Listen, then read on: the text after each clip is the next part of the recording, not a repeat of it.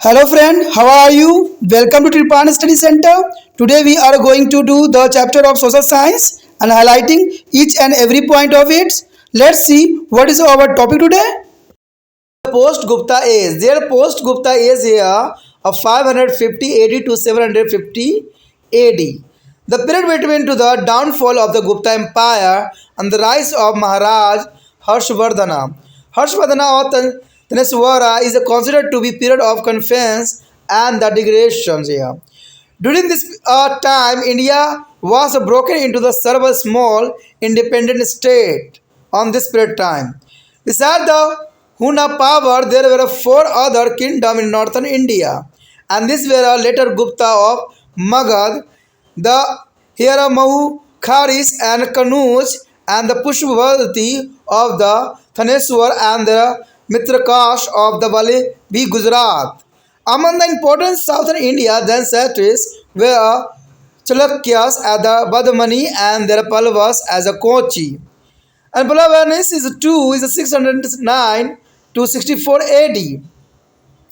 And the Narsimha Barman is a 1 that is 630 to 668 AD are considered to be a greatest of Chalukya and Pallavans ruler respectively here.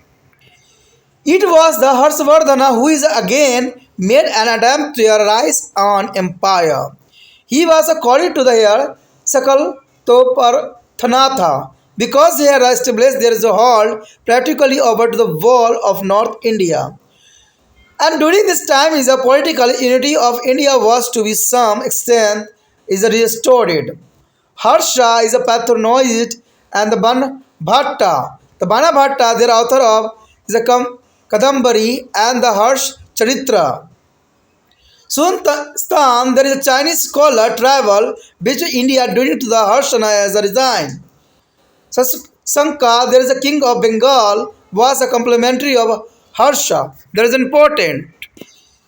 This period of history witnessed the consolidation of Hinduism, and the Hussain Tans is right about the extent of caste system in Indian society, and there was a rise of several mixed and sub-caste.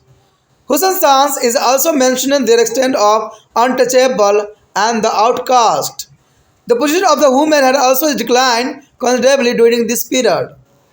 In the religious field, the ascendance of the Brahmanism and both about the decline of the Buddhism and Vaishnavism and Sivaism and Jainism were also practiced in this time here. उसके पश्चात आता है हमारे समक्ष गुप्तोत्तर काल यानी गुप्त के जो है आगे का काल किस प्रकार थी तो ये जानना आपके लिए काफ़ी महत्वपूर्ण रहेगा। गुप्त साम्राज्य के पतन और थानेश्वर के महाराजा हर्षवर्धन के उदय के बीच के काल को भ्रम और विखंडन का दौर माना जाता है क्योंकि इस समय भ्रम और विखंडन काफ़ी देखने को मिला। इस समय भारत अनेक छोटे स्वतंत्र राज्यों में विखंडित हो गया था और हुन राजा के अतिरिक्त उत्तर भारत में 4 अन्य राज्य थे। ये थे मगध के उत्तर, गुप्त कन्नौज के मोखरी और थानेश्वर के जो है पुष्पभीति और वल्लभी गुजरात के मैत्रिक थे। महत्वपूर्ण दक्षिण भारतीय वंशों ने बदामी के चालुक्य और कांची के पल्लव थे। पुलकेशिन द्वितीय ने जो कि 609 से लेकर 642 ईस्वी तक उत्तर भारत का सर्वाधिक शक्तिशाली राजा हुआ करता था। हर्षवर्धन ने फिर से जो है साम्राज्य स्थापित करने का प्रयास किया और वह जो है सकल चोर पथनाथ कहलाता था क्योंकि उसने व्यवहारत समूचे भारत पर अपना राज्य स्थापित कर रखा था और इस काल में भारत की राजनीतिक एकता कुछ हद तक बहाल हुई। हर्ष ने जो है कदम्बरी और हर्षचरित के लेखक बाणभट्ट को संरक्षण दिया। ये काफ़ी महत्वपूर्ण है कि हर्ष ने जो है कदम्बरी और हर्षचरित के लेखक बाणभट्ट को संरक्षण भी प्राप्त किया और चीनी विद्वान यात्री हवेर सांग ने उसके शासनकाल में भारत की यात्रा भी की थी और बंगाल का राजा शशांक हर्ष का ही समकालीन था। तो ये काफ़ी महत्वपूर्ण है। इतिहास के इस काल में ब्राह्मणवादी हिंदू धर्म में दृढ़ता पाई गई यानी हिंदूवाद काफ़ी जो है फैल गया था। हवेल संघ के भारतीय समाज में जाति व्यवस्था की मजबूती के बारे में भी लिखा है और उस समय अनेक मिश्रित और उपजातियों का उदय भी हुआ।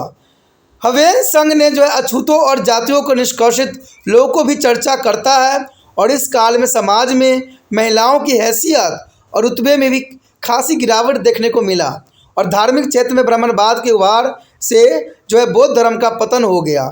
इसमें वैष्णव, शैव और जैन मत भी प्रचलन में थे इस समय में, तो ये काफ़ी महत्वपूर्ण है।